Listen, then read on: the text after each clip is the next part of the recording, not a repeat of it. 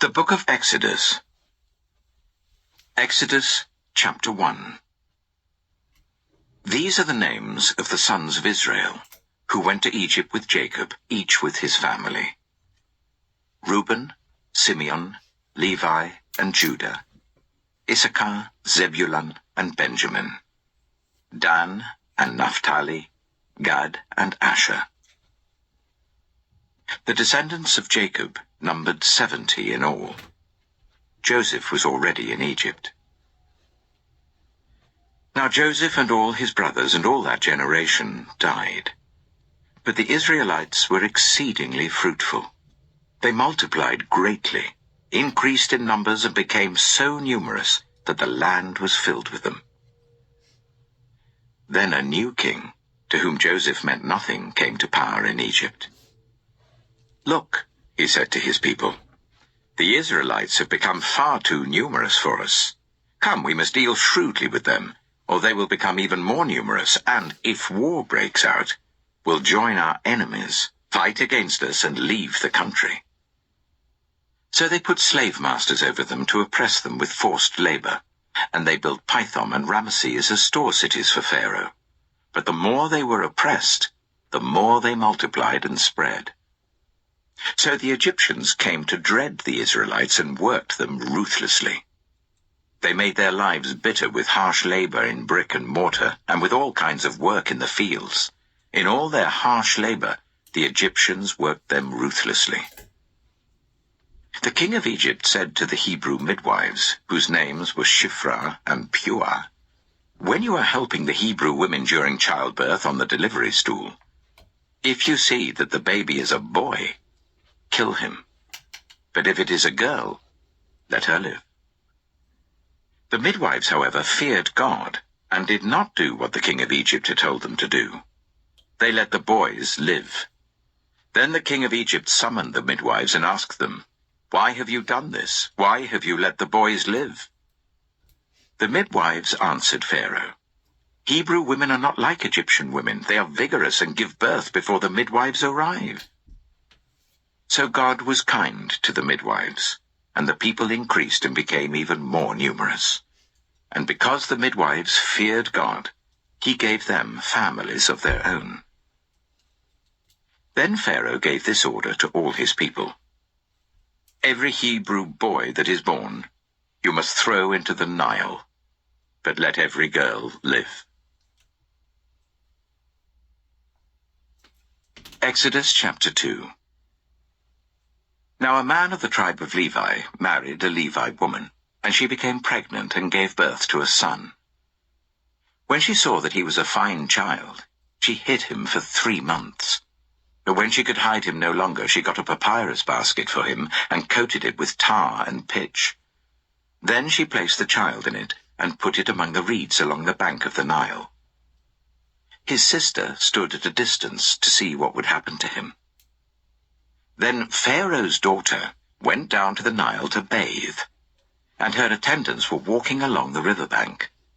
She saw the basket among the reeds and sent her female slaves to get it. She opened it and saw the baby. He was crying, and she felt sorry for him. "This is one of the Hebrew babies," she said. Then his sister asked Pharaoh's daughter, "Shall I go and get one of the Hebrew women to nurse the baby for you?" "Yes, go," she answered. So the girl went and got the baby's mother. Pharaoh's daughter said to her, "Take this baby and nurse him for me, and I will pay you." So the woman took the baby and nursed him. When the child grew older, she took him to Pharaoh's daughter, and he became her son. She named him Moses, saying, "I drew him out of the water." One day, after Moses had grown up, he went out to where his own people were and watched them at their hard labor. He saw an Egyptian beating a Hebrew, one of his own people. Looking this way and that and seeing no one, he killed the Egyptian and hid him in the sand.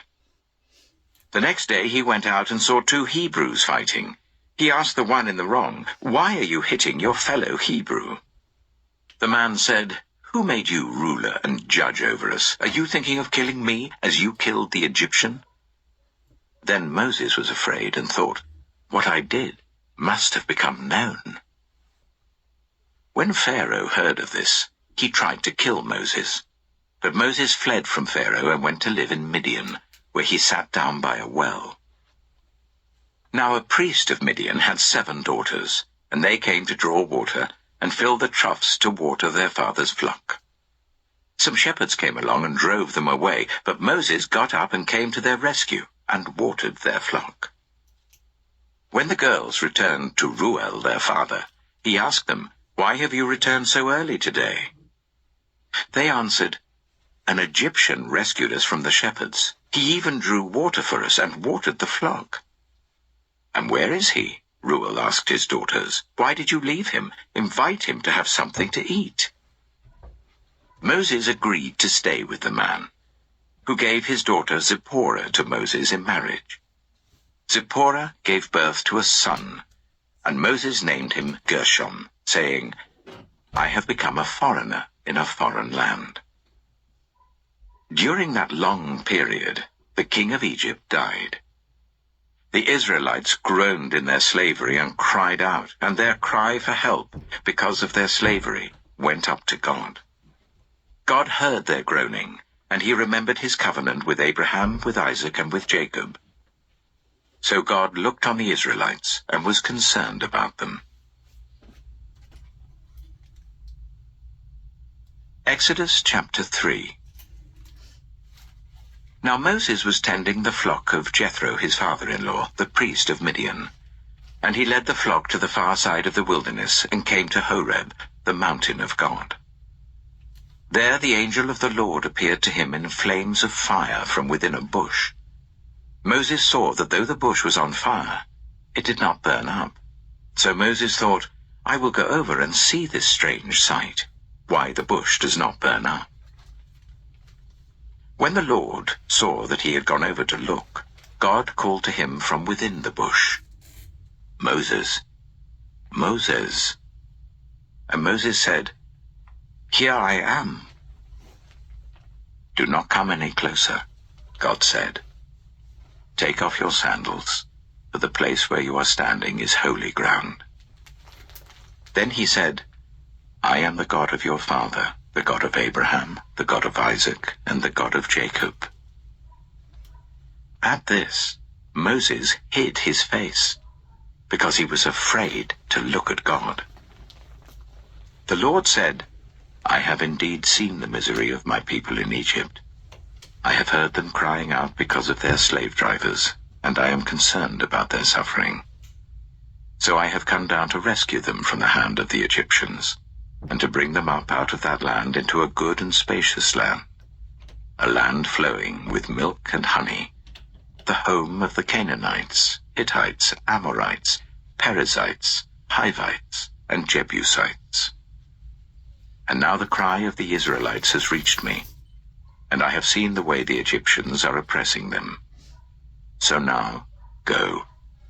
I am sending you to Pharaoh to bring my people, the Israelites, out of Egypt." But Moses said to God, "Who am I that I should go to Pharaoh and bring the Israelites out of Egypt?" And God said, "I will be with you, and this will be the sign to you that it is I who have sent you. When you have brought the people out of Egypt, you will worship God on this mountain." Moses said to God, "Suppose I go to the Israelites and say to them, 'The God of your fathers has sent me to you,' and they ask me, 'What is his name?' Then what shall I tell them?" God said to Moses, "I am who I am. This is what you are to say to the Israelites. 'I am has sent me to you.'" God also said to Moses, "Say to the Israelites, 'The Lord, the God of your fathers, the God of Abraham, the God of Isaac, and the God of Jacob, has sent me to you. This is my name forever, the name you shall call me from generation to generation. Go, assemble the elders of Israel and say to them, The Lord, the God of your fathers, the God of Abraham, Isaac, and Jacob, appeared to me and said, I have watched over you and have seen what has been done to you in Egypt. And I have promised to bring you up out of your misery in Egypt, into the land of the Canaanites, Hittites, Amorites, Perizzites, Hivites, and Jebusites, a land flowing with milk and honey. The elders of Israel will listen to you. Then you and the elders are to go to the king of Egypt and say to him, The Lord, the God of the Hebrews, has met with us. Let us take a 3-day journey into the wilderness to offer sacrifices to the Lord our God. But I know that the king of Egypt will not let you go, unless a mighty hand compels him. So I will stretch out my hand and strike the Egyptians with all the wonders that I will perform among them. After that, he will let you go, and I will make the Egyptians favorably disposed towards his people, so that when you leave you will not go empty-handed. Every woman is to ask her neighbor, and any woman living in her house, for articles of silver and gold and for clothing, which you will put on your sons and daughters, and so you will plunder the Egyptians. Exodus chapter 4. Moses answered, What if they do not believe me or listen to me and say, The Lord did not appear to you? Then the Lord said to him, What is that in your hand? A staff, he replied. The Lord said, Throw it on the ground. Moses threw it on the ground, and it became a snake, and he ran from it. Then the Lord said to him, Reach out your hand and take it by the tail. So Moses reached out and took hold of the snake, and it turned back into a staff in his hand. This, said the Lord, is so that they may believe that the Lord, the God of their fathers, the God of Abraham, the God of Isaac, and the God of Jacob, has appeared to you. Then the Lord said, Put your hand inside your cloak. So Moses put his hand into his cloak, and when he took it out, the skin was leprous. It had become as white as snow. Now put it back into your cloak, he said. So Moses put his hand back into his cloak, and when he took it out, it was restored, like the rest of his flesh. Then the Lord said, If they do not believe you, or pay attention to the first sign, they may believe the second. But if they do not believe these 2 signs or listen to you, take some water from the Nile and pour it on the dry ground. The water you take from the river will become blood on the ground. Moses said to the Lord, Pardon your servant, Lord, I have never been eloquent, neither in the past nor since you have spoken to your servant. I am slow of speech and tongue. The Lord said to him, Who gave human beings their mouths? Who makes them deaf or mute?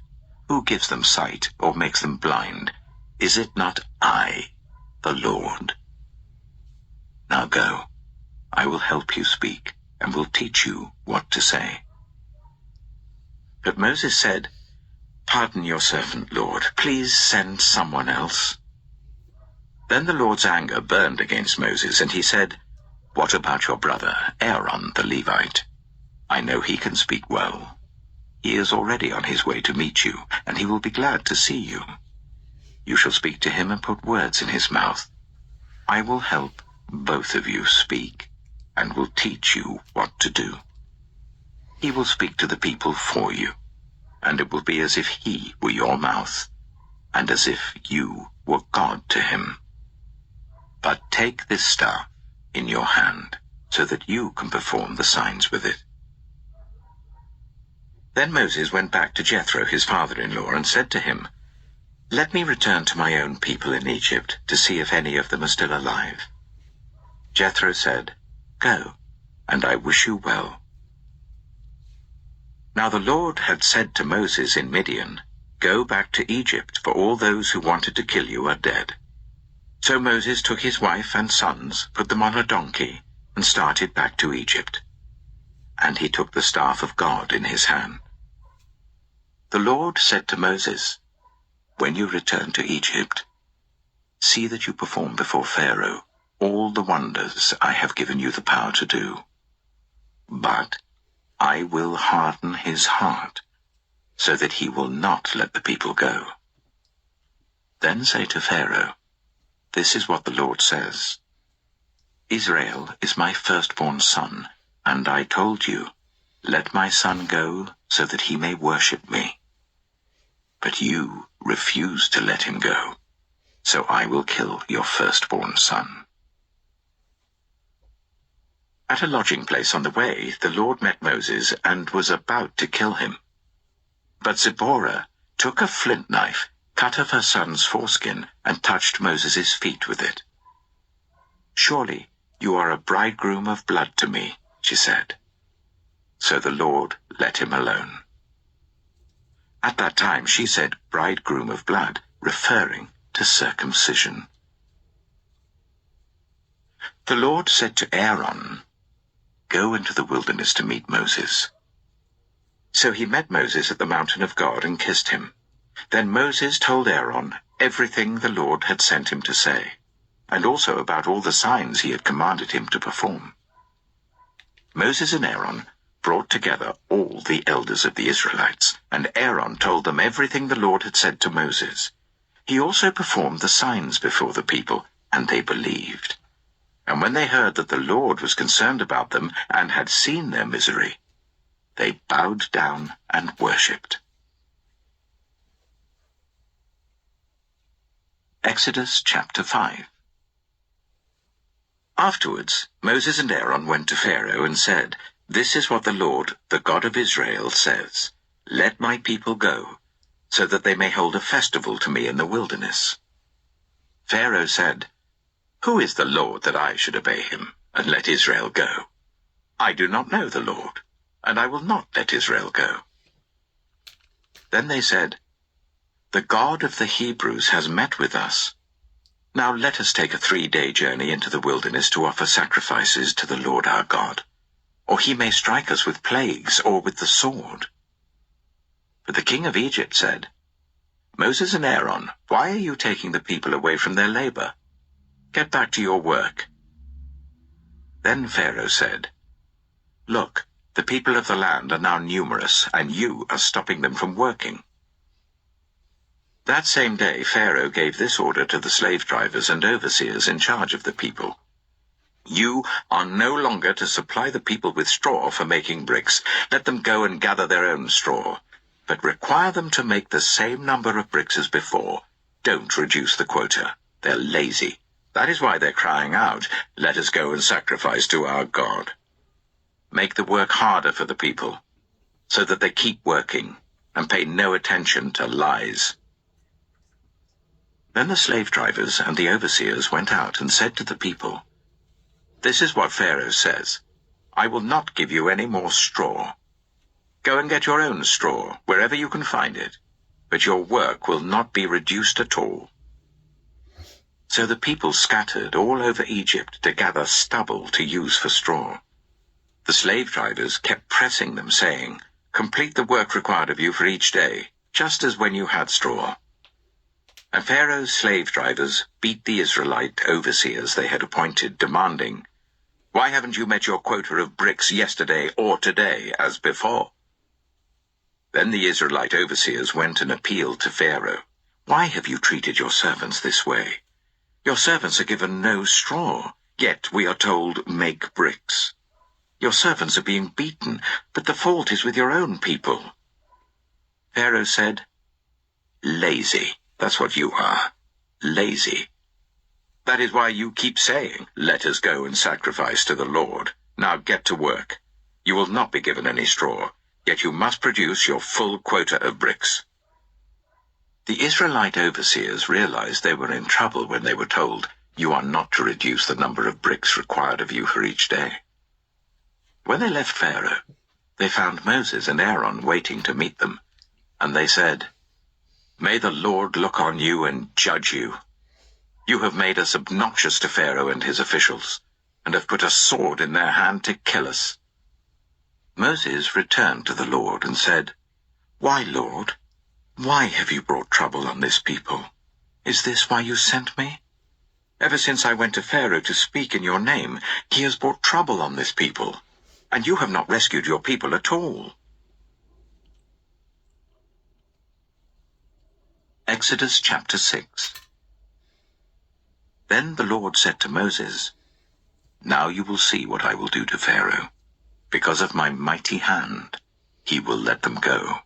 Because of my mighty hand, he will drive them out of his country." God also said to Moses, "I am the Lord. I appeared to Abraham, to Isaac, and to Jacob as God Almighty, but by my name, the Lord, I did not make myself known to them. I also established my covenant with them to give them the land of Canaan, where they resided as foreigners. Moreover, I have heard the groaning of the Israelites, whom the Egyptians are enslaving, and I have remembered my covenant. Therefore say to the Israelites, I am the Lord, and I will bring you out from under the yoke of the Egyptians. I will free you from being slaves to them. I will redeem you with an outstretched arm and with mighty acts of judgment. I will take you as my own people, and I will be your God.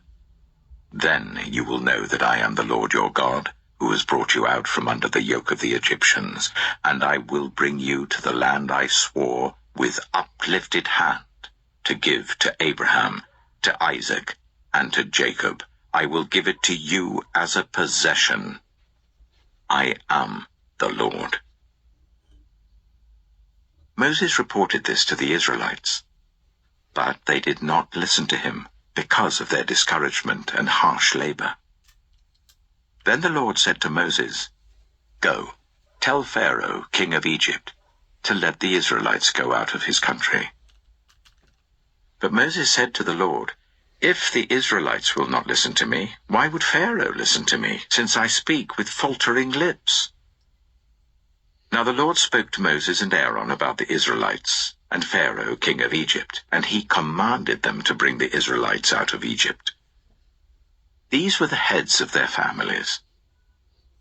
The sons of Reuben, the firstborn of Israel, were Hanok and Palu, Hezron and Carmi. These were the clans of Reuben. The sons of Simeon were Jemuel, Jamin, Ohad, Jachin, Zohar, and Sheuel, the son of a Canaanite woman. These were the clans of Simeon. These were the names of the sons of Levi according to their records: Gershon, Kohath, and Merari. Levi lived 137 years. The sons of Gershon by clans were Libni and Shimei. The sons of Kohath were Amram, Ishah, Hebron, and Uzziel. Kohath lived 133 years. The sons of Merari were Mahli and Mushi. These were the clans of Levi according to their records. Amram married his father's sister, Jochebed, who bore him Aaron and Moses. Amram lived 137 years. The sons of Izhar were Korah, Nepheg, and Zikri. The sons of Uzziel were Mishael, Elzaphan, and Sithri. Aaron married Elisheba, daughter of Amminadab and sister of Nahshon, and she bore him Nadab and Abihu, Eleazar and Ithamar. The sons of Korah were Asa, Elkanah, and Abiasaph. These were the Koharite clans. Eleazar, son of Aaron, married one of the daughters of Putiel, and she bore him Phinehas. These were the heads of the Levite families, clan by clan.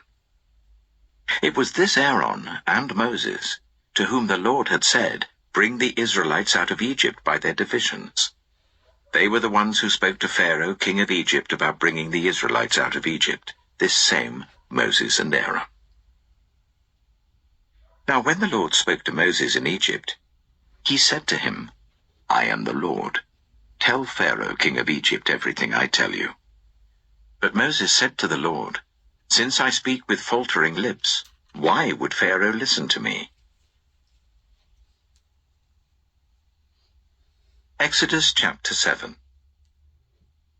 Then the Lord said to Moses, See, I have made you like God to Pharaoh, and your brother Aaron will be your prophet. You are to say everything I command you, and your brother Aaron is to tell Pharaoh to let the Israelites go out of his country.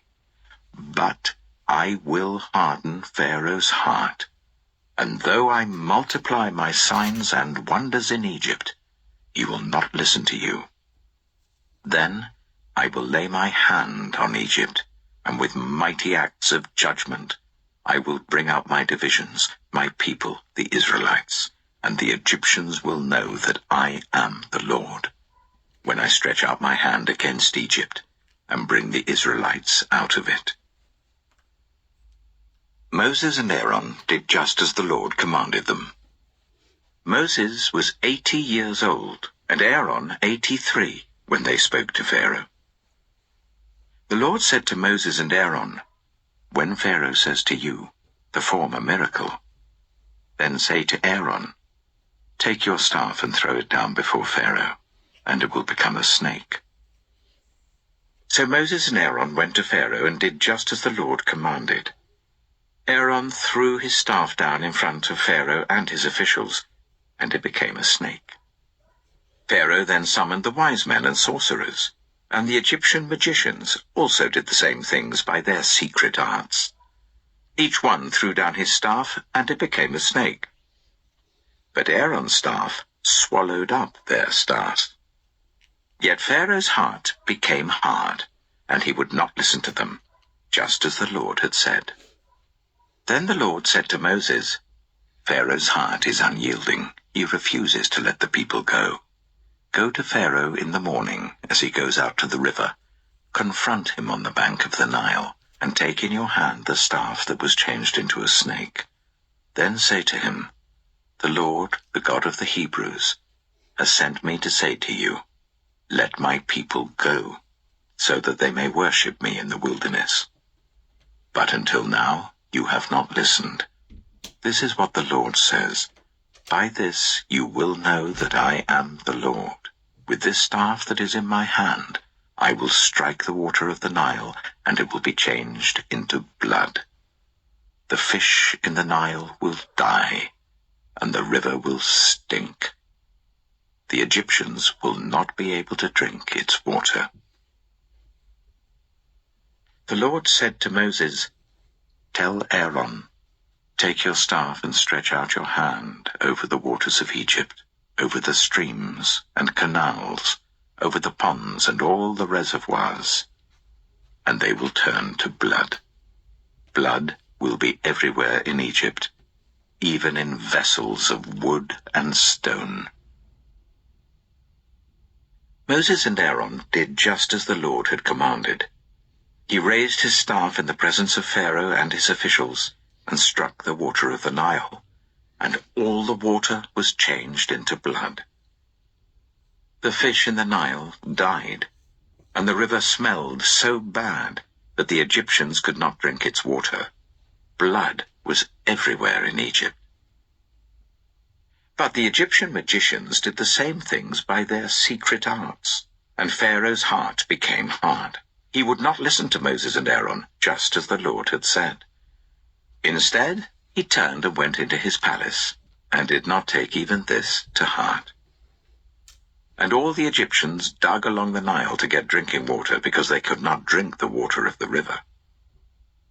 7 days passed after the Lord struck the Nile. Exodus chapter 8.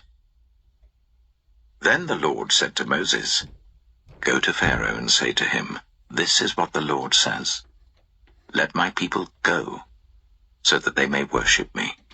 If you refuse to let them go, I will send a plague of frogs on your whole country, the Nile will teem with frogs. They will come up into your palace and your bedroom and onto your bed, into the houses of your officials and on your people, and into your ovens and kneading troughs. The frogs will come up on you and your people and all your officials. Then the Lord said to Moses, "Tell Aaron, stretch out your hand with your staff over the streams and canals and ponds, and make frogs come up on the land of Egypt."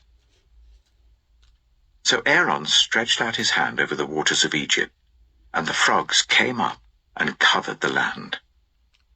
But the magicians did the same things by their secret arts. They also made frogs come up on the land of Egypt. Pharaoh summoned Moses and Aaron and said, "Pray to the Lord to take the frogs away from me and my people, and I will let your people go to offer sacrifices to the Lord." Moses said to Pharaoh, "I leave to you the honor of setting the time for me to pray for you and your officials and your people, that you and your houses may be rid of the frogs, except for those that remain in the Nile." "Tomorrow," Pharaoh said.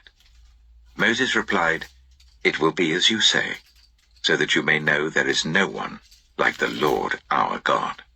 The frogs will leave you and your houses, your officials and your people. They will remain only in the Nile." After Moses and Aaron left Pharaoh, Moses cried out to the Lord about the frogs he had brought on Pharaoh, and the Lord did what Moses asked. The frogs died in the houses, in the courtyards, and in the fields.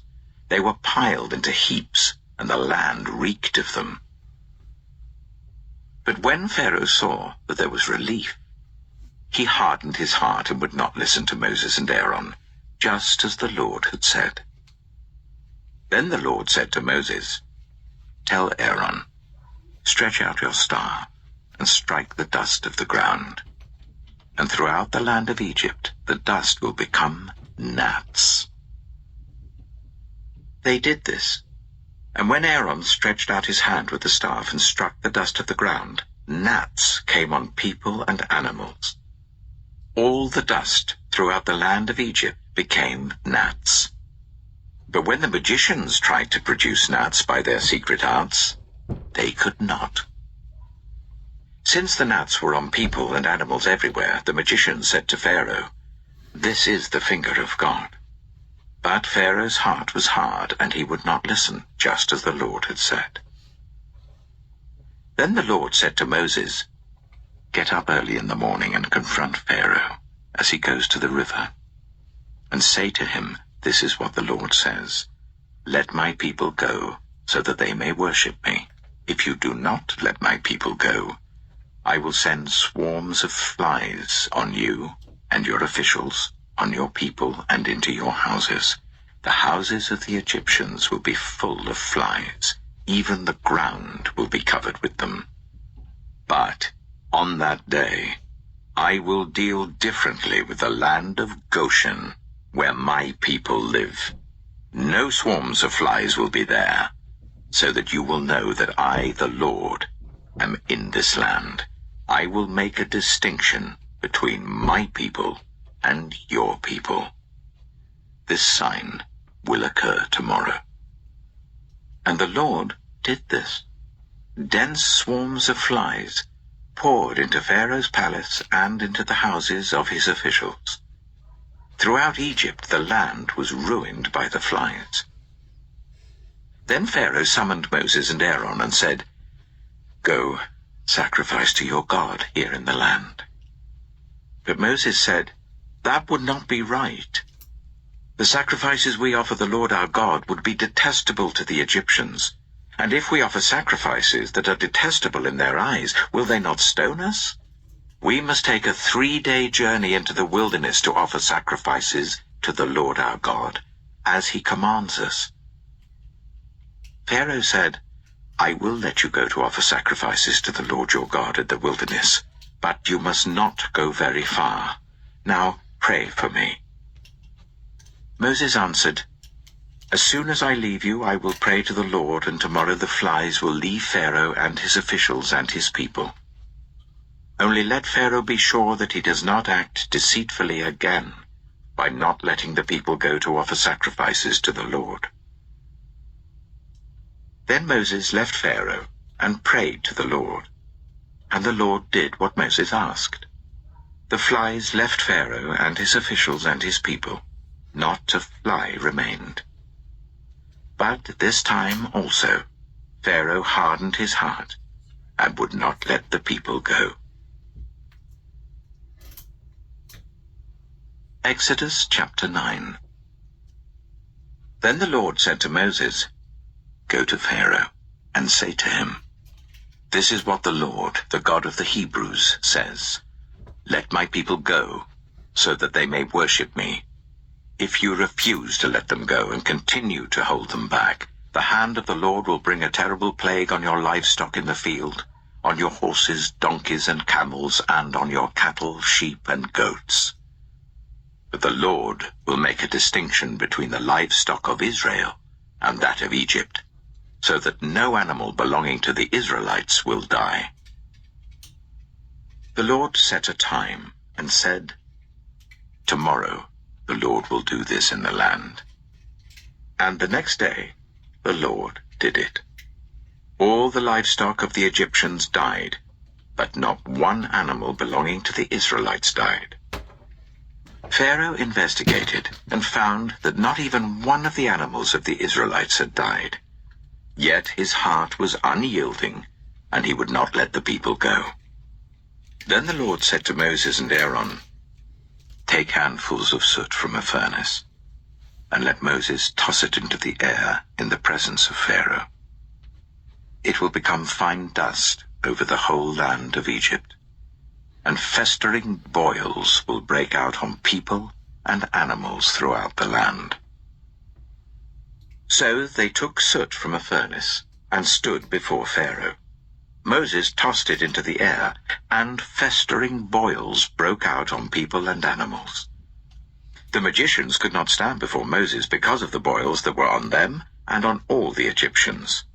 But the Lord hardened Pharaoh's heart, and he would not listen to Moses and Aaron, just as the Lord had said to Moses. Then the Lord said to Moses, "Get up early in the morning, confront Pharaoh, and say to him, 'This is what the Lord, the God of the Hebrews, says. Let my people go, so that they may worship me.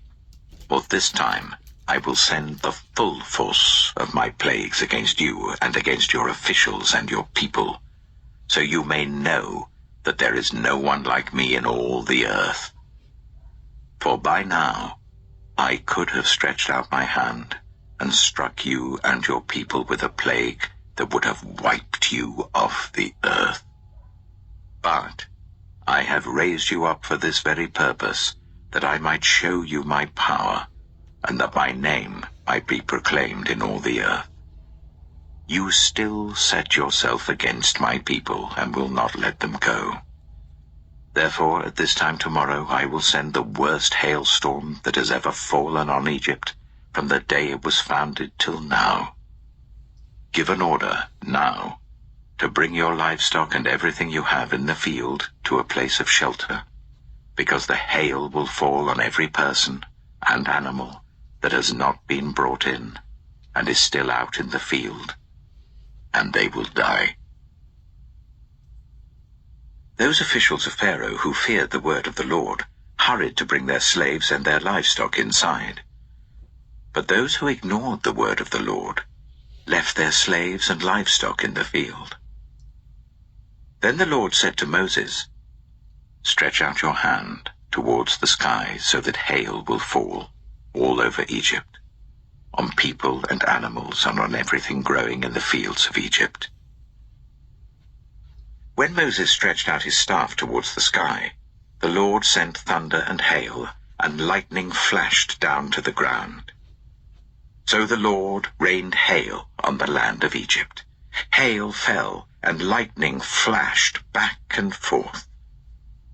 It was the worst storm in all the land of Egypt since it had become a nation. Throughout Egypt, hail struck everything in the fields, both people and animals, It beat down everything growing in the fields and stripped every tree. The only place it did not hail was the land of Goshen, where the Israelites were. Then Pharaoh summoned Moses and Aaron. "This time I have sinned," he said to them. "The Lord is in the right, and I and my people are in the wrong. Pray to the Lord, for we have had enough thunder and hail. I will let you go. You don't have to stay any longer." Moses replied, "When I have gone out of the city, I will spread out my hands in prayer to the Lord. The thunder will stop, and there will be no more hail, so you may know that the earth is the Lord's. But I know that you and your officials still do not fear the Lord God." The flax and barley were destroyed.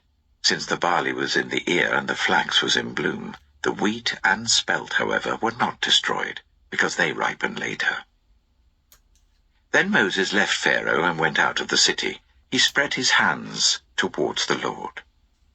The thunder and hail stopped, and the rain no longer poured down on the land. When Pharaoh saw that the rain and hail and thunder had stopped, he sinned again. He and his officials hardened their hearts.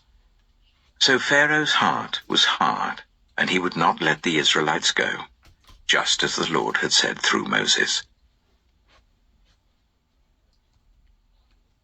Exodus chapter 10. Then the Lord said to Moses, "Go to Pharaoh, for I have hardened his heart and the hearts of his officials, so that I may perform these signs of mine among them, that you may tell your children and grandchildren how I dealt harshly with the Egyptians, and how I performed my signs among them, and that you may know that I am the Lord." So Moses and Aaron went to Pharaoh and said to him, "This is what the Lord, the God of the Hebrews, says. How long will you refuse to humble yourself before me? Let my people go, so that they may worship me. If you refuse to let them go, I will bring locusts into your country tomorrow. They will cover the face of the ground, so that it cannot be seen. They will devour what little you have left after the hail, including every tree that is growing in your fields. They will fill your houses and those of all your officials and all the Egyptians, something neither your parents nor your ancestors have ever seen, from the day they settled in this land till now." Then Moses turned and left Pharaoh. Pharaoh's officials said to him, "How long will this man be a snare to us? Let the people go, so that they may worship the Lord their God. Do you not realize that Egypt is ruined?" Then Moses and Aaron were brought back to Pharaoh. "Go, worship the Lord your God," he said. "But tell me who will be going." Moses answered, "We will go with our young and our old, with our sons and our daughters, and with our flocks and herds, because we are to celebrate a festival to the Lord." Pharaoh said, "The Lord be with you, if I let you go, along with your women and children. Clearly you are bent on evil. No, let only the men go and worship the Lord, since that's what you've been asking for." Then Moses and Aaron were driven out of Pharaoh's presence. And the Lord said to Moses, "Stretch out your hand over Egypt, so that locusts swarm over the land and devour everything growing in the fields, everything left by the hail." So Moses stretched out his staff over Egypt, and the Lord made an east wind blow across the land all that day and all that night. By morning the wind had brought the locusts. They invaded all Egypt, and settled down in every area of the country in great numbers. Never before had there been such a plague of locusts, nor will there ever be again. They covered all the ground until it was black. They devoured all that was left after the hail, everything growing in the fields and the fruit on the trees. Nothing green remained on tree or plant in all the land of Egypt. Pharaoh quickly summoned Moses and Aaron and said, I have sinned against the Lord your God and against you. Now forgive my sin once more, and pray to the Lord your God to take this deadly plague away from me." Moses then left Pharaoh and prayed to the Lord. And the Lord changed the wind to a very strong west wind, which caught up the locusts and carried them into the Red Sea. Not a locust was left anywhere in Egypt. But the Lord hardened Pharaoh's heart, and he would not let the Israelites go. Then the Lord said to Moses, "Stretch out your hand towards the sky, so that darkness spreads over Egypt, darkness that can be felt." So Moses stretched out his hand towards the sky, and total darkness covered all Egypt for 3 days. No one could see anyone else or move about for 3 days. Yet all the Israelites had light in the places where they lived. Then Pharaoh summoned Moses and said, "Go, worship the Lord. Even your women and children may go with you, only leave your flocks and herds behind." But Moses said, "You must allow us to have sacrifices and burnt offerings to present to the Lord our God. Our livestock, too, must go with us. Not a hoof is to be left behind. We have to use some of them in worshipping the Lord our God, and until we get there, we will not know what we are to use to worship the Lord." But the Lord hardened Pharaoh's heart, and he was not willing to let them go. Pharaoh said to Moses, "Get out of my sight. Make sure you do not appear before me again. The day you see my face, you will die." "Just as you say," Moses replied. "I will never appear before you again." Exodus chapter 11. Now the Lord said to Moses, "I will bring one more plague on Pharaoh and on Egypt. After that, he will let you go from here, and when he does, he will drive you out completely. Tell the people that men and women alike are to ask their neighbors for articles of silver and gold." The Lord made the Egyptians favorably disposed towards the people, and Moses himself was highly regarded in Egypt by Pharaoh's officials and by the people. So Moses said, "This is what the Lord says. About midnight I will go throughout Egypt.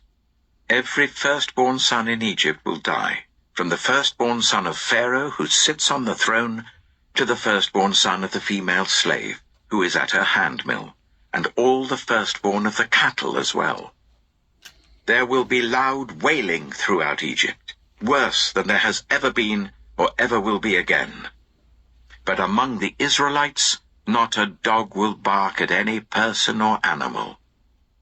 Then you will know that the Lord makes a distinction between Egypt and Israel. All these officials of yours will come to me, bowing down before me, and saying, 'Go, you and all the people who follow you.' After that, I will leave." Then Moses, hot with anger, left Pharaoh. The Lord had said to Moses, "Pharaoh will refuse to listen to you, so that my wonders may be multiplied in Egypt." Moses and Aaron performed all these wonders before Pharaoh, but the Lord hardened Pharaoh's heart, and he would not let the Israelites go out of his country. Exodus chapter 12. The Lord said to Moses and Aaron in Egypt, "This month is to be for you the first month of your year. Tell the whole community of Israel that on the 10th day of this month, each man is to take a lamb for his family, one for each household. If any household is too small for a whole lamb, they must share one with their nearest neighbor, having taken into account the number of people there are. You are to determine the amount of lamb needed in accordance with what each person will eat. The animals you choose must be year-old males, without defect, and you may take them from the sheep or the goats. Take care of them until the 14th day of the month, when all the members of the community of Israel must slaughter them at twilight. Then they are to take some of the blood and put it on the sides and tops of the door frames of the houses where they eat the lambs. That same night, they are to eat the meat roasted over the fire, along with bitter herbs and bread made without yeast. Do not eat the meat raw or boiled in water, but roast it over a fire, with the head, legs, and internal organs. Do not leave any of it till morning. If some is left till morning, you must burn it. This is how you are to eat it, with your cloak tucked into your belt, your sandals on your feet, and your staff in your hand. Eat it in haste. It is the Lord's Passover. On that same night, I will pass through Egypt, and strike down every firstborn of both people and animals, and I will bring judgment on all the gods of Egypt. I am the Lord. The blood will be a sign for you on the houses where you are, and when I see the blood, I will pass over you. No destructive plague will touch you when I strike Egypt. This is a day you are to commemorate. For the generations to come you shall celebrate it as a festival to the Lord, a lasting ordinance. For 7 days you are to eat bread made without yeast. On the first day remove the yeast from your houses, for whoever eats anything with yeast in it from the first day until the 7th must be cut off from Israel. On the first day hold a sacred assembly, and another one on the 7th day. Do no work at all on these days, except to prepare food for everyone to eat. That is all you may do. Celebrate the festival of unleavened bread, because it was on this very day that I brought your divisions out of Egypt. Celebrate this day as a lasting ordinance for the generations to come. In the first month, you are to eat bread made without yeast, from the evening of the 14th day until the evening of the 21st day.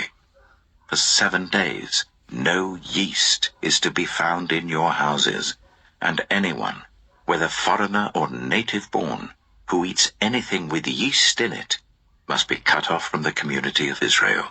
Eat nothing made with yeast.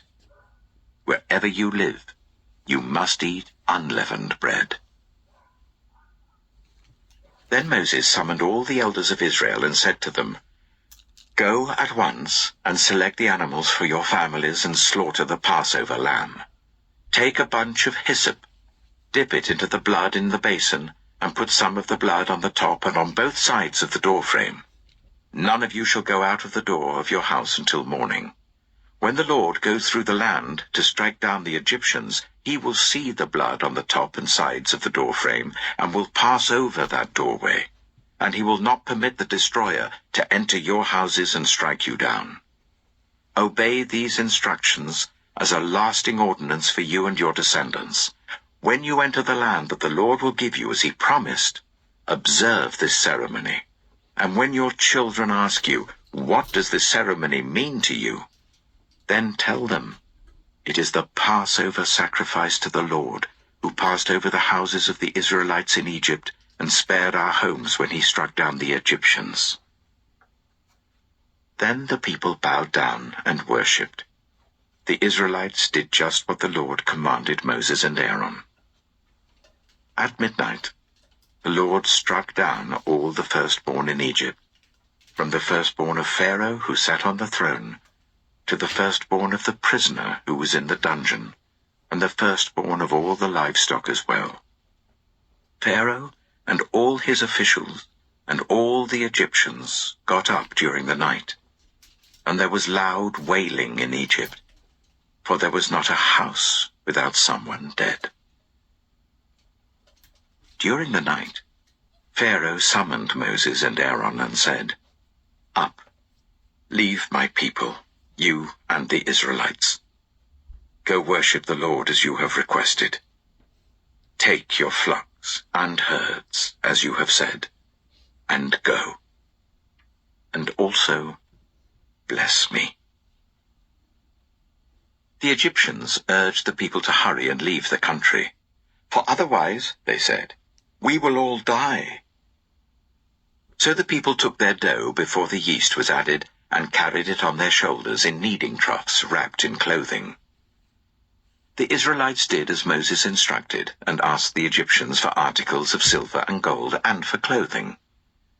The Lord had made the Egyptians favorably disposed towards the people, and they gave them what they asked for. So they plundered the Egyptians. The Israelites journeyed from Ramesses to Succoth. There were about 600,000 men on foot, besides women and children. Many other people went up with them, and also large droves of livestock, both flocks and herds. With the dough the Israelites had brought from Egypt, they baked loaves of unleavened bread. The dough was without yeast, because they had been driven out of Egypt and did not have time to prepare food for themselves. Now the length of time the Israelite people lived in Egypt was 430 years. At the end of 430 years, to the very day, all the Lord's divisions left Egypt. Because the Lord kept vigil that night to bring them out of Egypt, on this night all the Israelites are to keep vigil to honor the Lord for the generations to come. The Lord said to Moses and Aaron, "These are the regulations for the Passover meal. No foreigner may eat it. Any slave you have bought may eat it after you have circumcised him, but a temporary resident or a hired worker may not eat it. It must be eaten inside the house. Take none of the meat outside the house. Do not break any of the bones. The whole community of Israel must celebrate it. A foreigner residing among you who wants to celebrate the Lord's Passover must have all the males in his household circumcised. Then he may take part, like one born in the land. No uncircumcised male may eat it. The same law applies both to the native-born and to the foreigner residing among you." All the Israelites did just what the Lord had commanded Moses and Aaron, and on that very day the Lord brought the Israelites out of Egypt by their divisions. Exodus chapter 13. The Lord said to Moses, "Consecrate to me every firstborn male. The first offspring of every womb among the Israelites belongs to me, whether human or animal." Then Moses said to the people, "Commemorate this day, the day you came out of Egypt, out of the land of slavery, because the Lord brought you out of it with a mighty hand. Eat nothing containing yeast. Today, in the month of Aviv, you are leaving. When the Lord brings you into the land of the Canaanites, Hittites, Amorites, Hivites, and Jebusites, the land he swore to your ancestors to give you, a land flowing with milk and honey, you are to observe this ceremony in this month. For 7 days eat bread made without yeast, and on the 7th day hold a festival to the Lord. Eat unleavened bread during those 7 days. Nothing with yeast in it is to be seen among you, nor shall any yeast be seen anywhere within your borders. On that day tell your son, I do this because of what the Lord did for me when I came out of Egypt. This observance will be for you like a sign on your hand and a reminder on your forehead that this law of the Lord is to be on your lips. For the Lord brought you out of Egypt with his mighty hand. You must keep this ordinance at the appointed time, year after year. After the Lord brings you into the land of the Canaanites and gives it to you, as he promised on oath to you and your ancestors, you are to give over to the Lord the first offspring of every womb. All the firstborn males of your livestock belong to the Lord. Redeem with a lamb every firstborn donkey. But if you do not redeem it, break its neck. Redeem every firstborn among your sons. In the days to come, when your son asks you, "What does this mean?" say to him, "With a mighty hand the Lord brought us out of Egypt, out of the land of slavery. When Pharaoh stubbornly refused to let us go, the Lord killed the firstborn of both people and animals in Egypt.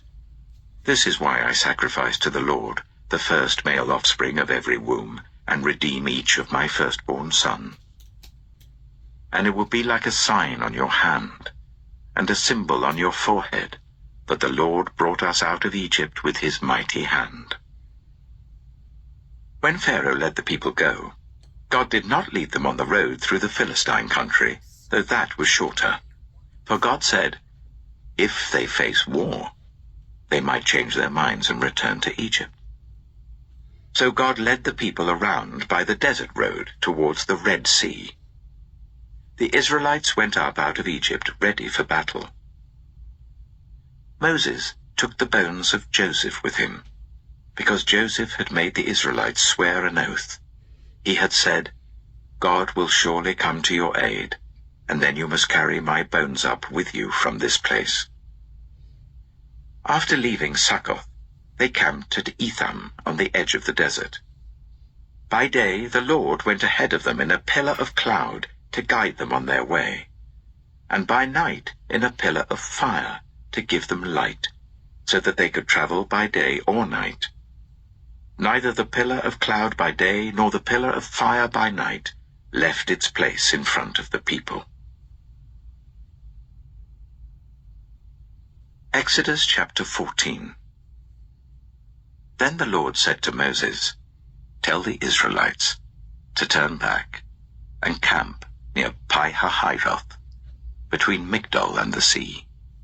They are to camp by the sea, directly opposite Baal-zephon. Pharaoh will think, the Israelites are wandering around the land in confusion, hemmed in by the desert. And I will harden Pharaoh's heart, and he will pursue them. But I will gain glory for myself through Pharaoh and all his army, and the Egyptians will know that I am the Lord." So the Israelites did this. When the king of Egypt was told that the people had fled, Pharaoh and his officials changed their minds about them and said, "What have we done? We have let the Israelites go and have lost their services." So he had his chariot made ready and took his army with them. He took 600 of the best chariots, along with all the other chariots of Egypt, with officers over all of them. The Lord hardened the heart of Pharaoh, king of Egypt, so that he pursued the Israelites who were marching out boldly. The Egyptians, all Pharaoh's horses and chariots, horsemen and troops, pursued the Israelites and overtook them as they camped by the sea, near Pi-hahiroth, opposite Baal-zephon. As Pharaoh approached, the Israelites looked up, and there were the Egyptians marching after them. They were terrified and cried out to the Lord. They said to Moses, "Was it because there were no graves in Egypt that you brought us to the desert to die? What have you done to us by bringing us out of Egypt? Didn't we say to you in Egypt, 'Leave us alone, let us serve the Egyptians'? It would have been better for us to serve the Egyptians than to die in the desert." Moses answered the people, "Do not be afraid. Stand firm, and you will see the deliverance the Lord will bring you today. The Egyptians you see today, you will never see again. The Lord will fight for you. You need only to be still." Then the Lord said to Moses, "Why are you crying out to me? Tell the Israelites to move on. Raise your staff and stretch out your hand over the sea to divide the water, so that the Israelites can go through the sea on dry ground. I will harden the hearts of the Egyptians, so that they will go in after them. And I will gain glory through Pharaoh and all his army, through his chariots and his horsemen. The Egyptians will know that I am the Lord, when I gain glory through Pharaoh, his chariots, and his horsemen." Then the angel of God, who had been traveling in front of Israel's army, withdrew and went behind them.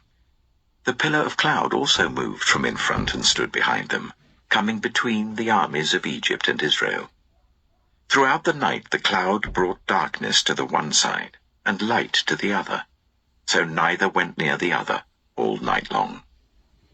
Then Moses stretched out his hand over the sea, and all that night the Lord drove the sea back with a strong east wind and turned it into dry land. The waters were divided, and the Israelites went through the sea on dry ground, with a wall of water on their right and on their left. The Egyptians pursued them, and all Pharaoh's horses and chariots and horsemen followed them into the sea.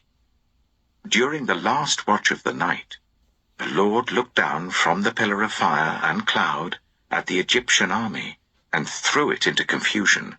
He jammed the wheels of their chariots so that they had difficulty driving. And the Egyptians said, "Let's get away from the Israelites. The Lord is fighting for them against Egypt." Then the Lord said to Moses, "Stretch out your hand over the sea, so that the waters may flow back over the Egyptians and their chariots and horsemen." Moses stretched out his hand over the sea, and at daybreak the sea went back to its place. The Egyptians were fleeing towards it, and the Lord swept them into the sea. The water flowed back and covered the chariots and horsemen, the entire army of Pharaoh that had followed the Israelites into the sea. Not one of them survived. But the Israelites went through the sea on dry ground, with a wall of water on their right and on their left. That day the Lord saved Israel from the hands of the Egyptians, and Israel saw the Egyptians lying dead on the shore. And when the Israelites saw the mighty hand of the Lord displayed against the Egyptians, the people feared the Lord and put their trust in him and in Moses his servant. Exodus chapter 15. Then Moses and the Israelites sang this song to the Lord. "I will sing to the Lord, for he is highly exalted. Both horse and driver he has hurled into the sea. The Lord is my strength and my defense. He has become my salvation. He is my God, and I will praise him, my father's God, and I will exalt him. The Lord is a warrior. The Lord is his name. Pharaoh's chariots and his army he has hurled into the sea.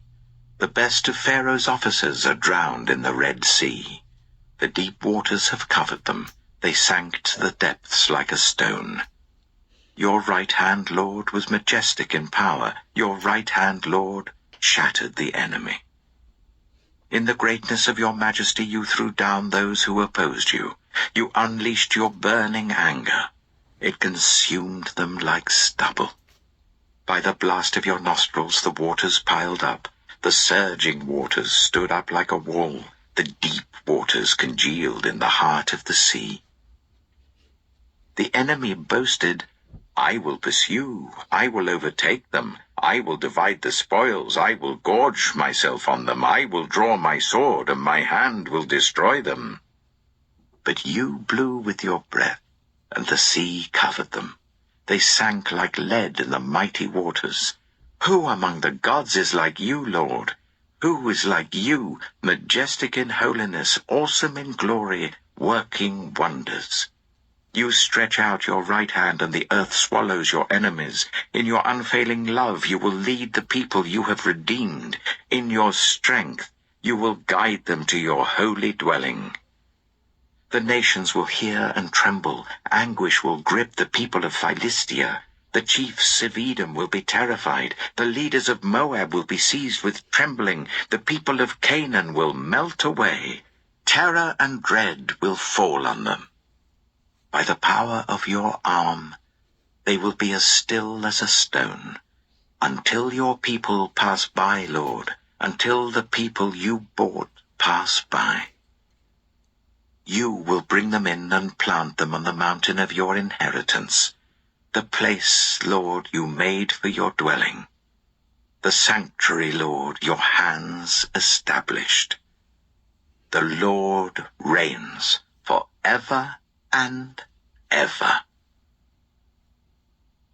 When Pharaoh's horses, chariots, and horsemen went into the sea, the Lord brought the waters of the sea back over them, but the Israelites walked through the sea on dry ground. Then Miriam, the prophet, Aaron's sister, took a tambourine in her hand, and all the women followed her with tambourines and dancing. Miriam sang to them, "Sing to the Lord, for he is highly exalted. Both horse and driver he has hurled into the sea." Then Moses led Israel from the Red Sea, and they went into the desert of Shur. For 3 days they traveled in the desert without finding water. When they came to Marah, they could not drink its water because it was bitter. That is why the place is called Marah. So the people grumbled against Moses, saying, "What are we to drink?" Then Moses cried out to the Lord, and the Lord showed him a piece of wood. He threw it into the water, and the water became fit to drink. There the Lord issued a ruling and instruction for them and put them to the test.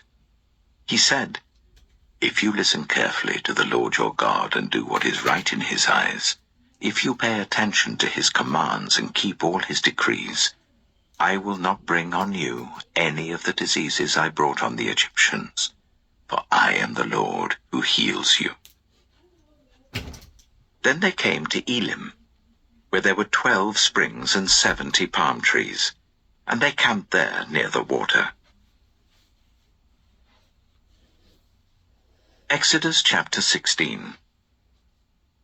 The whole Israelite community set out from Elim and came to the desert of Sin, which is between Elim and Sinai, on the 15th day of the 2nd month after they had come out of Egypt. In the desert, the whole community grumbled against Moses and Aaron. The Israelites said to them, "If only we had died by the Lord's hand in Egypt. There we sat round pots of meat and ate all the food we wanted. But you have brought us out into this desert to starve this entire assembly to death." Then the Lord said to Moses, "I will rain down bread from heaven for you. The people are to go out each day and gather enough for that day. In this way I will test them and see whether they will follow my instructions. On the 6th day they are to prepare what they bring in, and that is to be twice as much as they gather on the other days." So Moses and Aaron said to all the Israelites, "In the evening you will know that it was the Lord who brought you out of Egypt, and in the morning you will see the glory of the Lord, because he has heard your grumbling against him. Who are we that you should grumble against us?" Moses also said, "You will know that it was the Lord when he gives you meat to eat in the evening and all the bread you want in the morning, because he has heard your grumbling against him. Who are we? You are not grumbling against us, but against the Lord." Then Moses told Aaron, "Say to the entire Israelite community, 'Come before the Lord, for he has heard your grumbling.'" While Aaron was speaking to the whole Israelite community, they looked towards the desert, and there was the glory of the Lord appearing in the cloud. The Lord said to Moses, "I have heard the grumbling of the Israelites. Tell them, at twilight you will eat meat, and in the morning you will be filled with bread. Then you will know that I am the Lord your God." That evening quail came and covered the camp, and in the morning there was a layer of dew around the camp. When the dew was gone, thin flakes like frost on the ground appeared on the desert floor. When the Israelites saw it, they said to each other, "What is it?" For they did not know what it was. Moses said to them, "It is the bread the Lord has given you to eat. This is what the Lord has commanded. Everyone is to gather as much as they need. Take an omer for each person you have in your tent." The Israelites did as they were told. Some gathered much, some little. And when they measured it by the omer, the one who gathered much did not have too much, and the one who gathered little did not have too little. Everyone had gathered just as much as they needed. Then Moses said to them, "No one is to keep any of it until morning. However, some of them paid no attention to Moses. They kept part of it until morning, but it was full of maggots and began to smell. So Moses was angry with them. Each morning, everyone gathered as much as they needed, and when the sun grew hot, it melted away. On the 6th day, they gathered twice as much, 2 omers for each person. And the leaders of the community came and reported this to Moses. He said to them, "This is what the Lord commanded. Tomorrow is to be a day of Sabbath rest, a holy Sabbath to the Lord. So bake what you want to bake and boil what you want to boil. Save whatever is left and keep it until morning." So they saved it until morning as Moses commanded, and it did not stink or get maggots in it. "Eat it today," Moses said, "because today is a Sabbath to the Lord. You will not find any of it on the ground today. 6 days you are to gather it, but on the 7th day, the Sabbath, there will not be any." Nevertheless, some of the people went out on the 7th day to gather it, but they found none. Then the Lord said to Moses, "How long will you refuse to keep my commands and my instructions? Bear in mind that the Lord has given you the Sabbath. That is why on the 6th day he gives you bread for 2 days. Everyone is to stay where they are on the 7th day. No one is to go out." So the people rested on the 7th day. The people of Israel called the bread manna. It was white like coriander seed and tasted like wafers made with honey. Moses said, "This is what the Lord has commanded. Take an omer of manna and keep it for the generations to come, so that they can see the bread I gave you to eat in the wilderness when I brought you out of Egypt." So Moses said to Aaron, "Take a jar and put an omer of manna in it. Then place it before the Lord to be kept for the generations to come." As the Lord commanded Moses, Aaron put the manna with the tablets of the covenant law that it might be preserved. The Israelites ate manna for 40 years, until they came to a land that was settled. They ate manna until they reached the border of Canaan. An omer is 1/10 of an ephah. Exodus chapter 17. The whole Israelite community set out from the desert of Sin, traveling from place to place as the Lord commanded. They camped at Rephidim, but there was no water for the people to drink. So they quarreled with Moses and said, "Give us water to drink." Moses replied, "Why do you quarrel with me? Why do you put the Lord to the test?" But the people were thirsty for water there, and they grumbled against Moses. They said, "Why did you bring us up out of Egypt to make us and our children and our livestock die of thirst?" Then Moses cried out to the Lord, "What am I to do with these people? They are almost ready to stone me." The Lord answered Moses, "Go out in front of the people. Take with you some of the elders of Israel, and take in your hand the staff with which you struck the Nile, and go. I will stand there before you by the rock at Horeb. Strike the rock, and water will come out of it for the people to drink." So Moses did this in the sight of the elders of Israel. And he called the place Massah and Meribah, because the Israelites quarreled, and because they tested the Lord, saying, "Is the Lord among us or not?" The Amalekites came and attacked the Israelites at Rephidim. Moses said to Joshua, "Choose some of our men and go out to fight the Amalekites. Tomorrow I will stand on top of the hill with the staff of God in my hands." So Joshua fought the Amalekites as Moses had ordered, and Moses, Aaron, and Hur went to the top of the hill. As long as Moses held up his hands, the Israelites were winning, but whenever he lowered his hands, the Amalekites were winning. When Moses' hands grew tired, they took a stone and put it under him, and he sat on it. Aaron and Hur held his hands up, one on one side, one on the other, so that his hands remained steady till sunset. So Joshua overcame the Amalekite army with the sword. Then the Lord said to Moses, Write this on a scroll as something to be remembered, and make sure that Joshua hears it, because I will completely blot out the name of Amalek from under heaven." Moses built an altar and called it, "The Lord is my banner." He said, because hands were lifted up against the throne of the Lord will be at war against the Amalekites from generation to generation. Exodus chapter 18. Now Jethro, the priest of Midian and father-in-law of Moses, heard of everything God had done for Moses and for his people Israel, and how the Lord had brought Israel out of Egypt.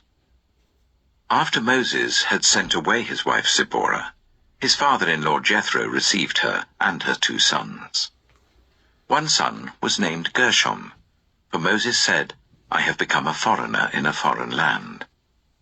And the other was named Eleazar, for he said, "My father's God was my helper. He saved me from the sword of Pharaoh." Jethro, Moses' father-in-law, together with Moses' sons and wife, came to him in the wilderness where he was camped near the mountain of God. Jethro had sent word to him, "I, your father-in-law Jethro, am coming to you with your wife and her 2 sons." So Moses went out to meet his father-in-law and bowed down and kissed him. They greeted each other and then went into the tent. Moses told his father-in-law about everything the Lord had done to Pharaoh and the Egyptians for Israel's sake, and about all the hardships they had met along the way, and how the Lord had saved them. Jethro was delighted to hear about all the good things the Lord had done for Israel in rescuing them from the hand of the Egyptians. He said, "Praise be to the Lord, who rescued you from the hand of the Egyptians and of Pharaoh, and who rescued the people from the hand of the Egyptians. Now I know that the Lord is greater than all other gods, for he did this to those who had treated Israel arrogantly." Then Jethro, Moses' father-in-law, brought a burnt offering and other sacrifices to God. And Aaron came with all the elders of Israel to eat a meal with Moses' father-in-law in the presence of God. The next day, Moses took his seat to serve as judge for the people, and they stood round him from morning till evening. When his father-in-law saw all that Moses was doing for the people, he said, "What is this you are doing for the people? Why do you alone sit as judge, while all these people stand round you from morning till evening?" Moses answered him, "Because the people come to me to seek God's will. Whenever they have a dispute, it is brought to me, and I decide between the parties and inform them of God's decrees and instructions." Moses' father-in-law replied, "What you are doing is not good. You and these people who come to you will only wear yourselves out. The work is too heavy for you. You cannot handle it alone. Listen now to me, and I will give you some advice, and may God be with you. You must be the people's representative before God and bring their disputes to him. Teach them his decrees and instructions, and show them the way they are to live and how they are to behave. But select capable men from all the people, men who fear God, trustworthy men who hate dishonest gain, and appoint them as officials over thousands, hundreds, fifties, and tens. Let them serve as judges for the people at all times. But let them bring every difficult case to you. The simple cases they can decide themselves. That will make your load lighter, because they will share it with you. If you do this, and God so command, you will be able to stand the strain, and all these people will go home satisfied." Moses listened to his father-in-law and did everything he said. He chose capable men from all Israel and made them leaders of the people, officials over thousands, hundreds, fifties, and tens. They served as judges for the people at all times. The difficult cases they brought to Moses, but the simple ones they decided themselves. Then Moses sent his father-in-law on his way, and Jethro returned to his own country. Exodus chapter 19. On the first day of the 3rd month, after the Israelites left Egypt, on that very day, they came to the desert of Sinai. After they set out from Rephidim, they entered the desert of Sinai, and Israel camped there in the desert in front of the mountain. Then Moses went up to God, and the Lord called to him from the mountain and said, "This is what you are to say to the descendants of Jacob, and what you are to tell the people of Israel. You yourselves have seen what I did to Egypt, and how I carried you on eagle's wings and brought you to myself. Now, if you obey me fully, and keep my covenant, then out of all nations you will be my treasured possession. Although the whole earth is mine, you will be for me a kingdom of priests and a holy nation. These are the words you are to speak to the Israelites." So Moses went back and summoned the elders of the people, and set before them all the words the Lord had commanded him to speak. The people all responded together, "We will do everything the Lord has said." So Moses brought their answer back to the Lord. The Lord said to Moses, "I am going to come to you in a dense cloud, so that the people will hear me speaking with you, and will always put their trust in you." Then Moses told the Lord what the people had said, and the Lord said to Moses, "Go to the people, and consecrate them today and tomorrow. Make them wash their clothes, and be ready by the 3rd day. Because on that day the Lord will come down on Mount Sinai in the sight of all the people. Put limits for the people around the mountain and tell them, 'Be careful that you do not approach the mountain or touch the foot of it. Whoever touches the mountain is to be put to death. They are to be stoned or shot with arrows. Not a hand is to be laid on them. No person or animal shall be permitted to live. Only when the ram's horn sounds a long blast may they approach the mountain."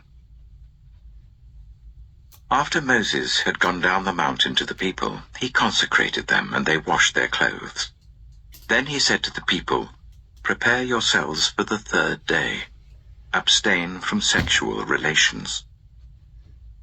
On the morning of the 3rd day, there was thunder and lightning, with a thick cloud over the mountain, and a very loud trumpet blast. Everyone in the camp trembled. Then Moses led the people out of the camp to meet with God, and they stood at the foot of the mountain. Mount Sinai was covered with smoke, because the Lord descended on it in fire. The smoke billowed up from it like smoke from a furnace, and the whole mountain trembled violently. As the sound of the trumpet grew louder and louder, Moses spoke, and the voice of God answered him. The Lord descended to the top of Mount Sinai and called Moses to the top of the mountain. So Moses went up, and the Lord said to him, "Go down and warn the people, so they do not force their way through to see the Lord, and many of them perish. Even the priests who approach the Lord must consecrate themselves, or the Lord will break out against them." Moses said to the Lord, "The people cannot come up Mount Sinai because you yourself warned us. Put limits around the mountain and set it apart as holy." The Lord replied, "Go down and bring Aaron up with you, but the priests and the people must not force their way through to come up to the Lord, or he will break out against them." So Moses went down to the people and told them. Exodus chapter 20. And God spoke all these words. "I am the Lord your God, who brought you out of Egypt, out of the land of slavery. You shall have no other gods before me. You shall not make for yourself an image in the form of anything in heaven above, or on the earth beneath, or in the waters below.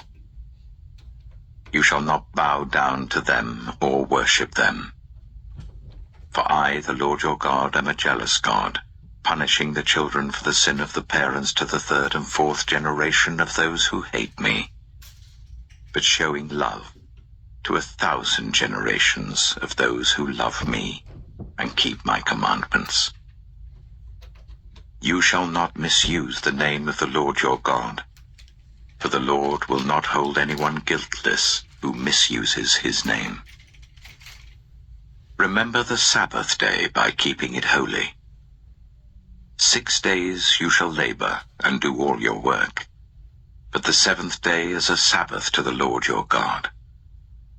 On it you shall not do any work, neither you, nor your son or daughter, nor your male or female servant, nor your animals, nor any foreigner residing in your towns.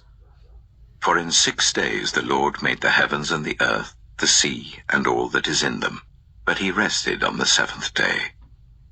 Therefore the Lord blessed the Sabbath day and made it holy. Honor your father and your mother, so that you may live long in the land the Lord your God is giving you. You shall not murder. You shall not commit adultery. You shall not steal. You shall not give false testimony against your neighbor. You shall not covet your neighbor's house. You shall not covet your neighbor's wife, or his male or female servant, his ox or donkey, or anything that belongs to your neighbor. When the people saw the thunder and lightning and heard the trumpet and saw the mountain in smoke, they trembled with fear. They stayed at a distance and said to Moses, "Speak to us yourself, and we will listen. But do not let God speak to us, or we will die." Moses said to the people, "Do not be afraid. God has come to test you, so that the fear of God will be with you, to keep you from sinning." The people remained at a distance, while Moses approached the thick darkness where God was. Then the Lord said to Moses, "Tell the Israelites this. You have seen for yourselves that I have spoken to you from heaven. Do not make any gods to be alongside me. Do not make for yourselves gods of silver or gods of gold.